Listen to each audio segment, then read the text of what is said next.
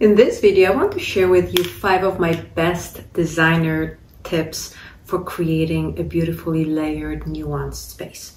Now, I already shared the first one with you in my last video, and that was to consciously include various shades, tones, and tints of colors in your palette, so not matching colors too closely. If you haven't had a chance to see that video yet, I'm including the link in the description, so I hope you go back and watch it. I think you'll enjoy it. Tip number 2 is related to tip number 1 and has to do with not matching finishes, your woods and your metals in your space. It goes a little bit against conventional wisdom because we're taught to match our woods and match our metals, but that could not actually be farther from the truth. It is when you mix different finishes that you introduce those beautiful layers into a space and keep it from feeling flat. Let me show you a couple of examples. In my living room, for example, I have honey-colored floors, and then I brought in this blonde console table and a stool in deep mahogany finish. Not only don't they clash, all these wood finishes add beautiful layers into the room.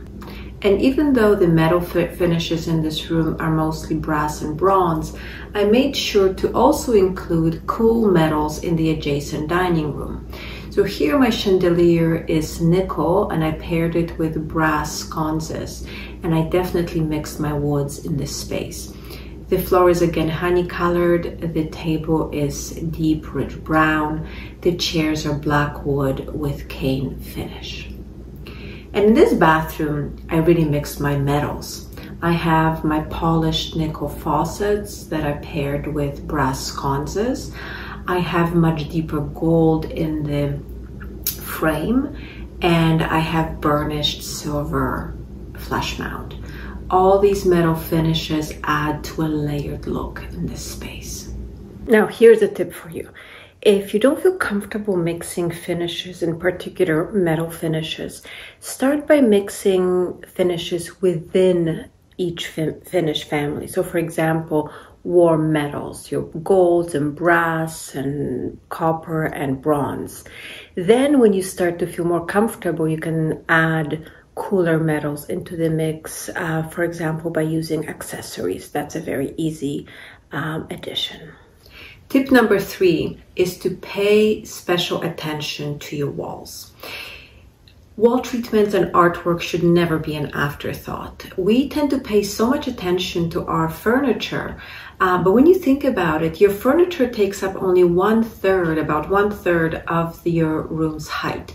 When you enter a room, what's at your eye level is actually your walls. So if you leave them blank or you have art that's not well considered and is too small, your room will never feel finished. In my view, oversized art is almost always better than art that is too small. In your living room, for example, if you're placing art over your sofa or your chairs, it should be at a minimum 2/3 of your sofa's width, and similar proportions will be true for your dining room, placing art over your sideboard. Tip number 4 is to make a conscious effort not to match your furniture. We're often tempted to buy matching sofas and chairs, or even more so in your bedroom, matching nightstands and dressers, or dining chairs that match your dining table.